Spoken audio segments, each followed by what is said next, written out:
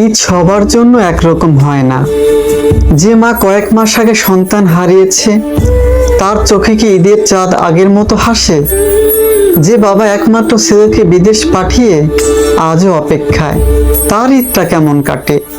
যে ছোট্ট শিশুটি এতিমখানার চার দেওয়ালের মধ্যে ঈদের সকাল দেখে, তার মনে কি আনন্দ ফোটে? ঈদের দিন আমরা যখন আনন্দ মেতে উঠি, তখন কেউ চুপচাপ জানালার পাশে বসে থাকে।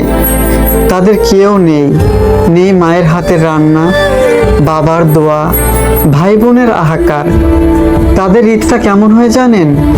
একটা দীর্ঘশ্বাস, এক ফোঁটা চোখের পানি, আর পুরনো দিনের স্মৃতি। ঈদ তাদের জীবনে ঠিকই আসে, কিন্তু খুশি হয়ে ফিরে যায় অন্য কারো ঘরে। ঈদ শুধু একটা উৎসব নয়, এটা একটা আনন্দ প্রকাশের দিন।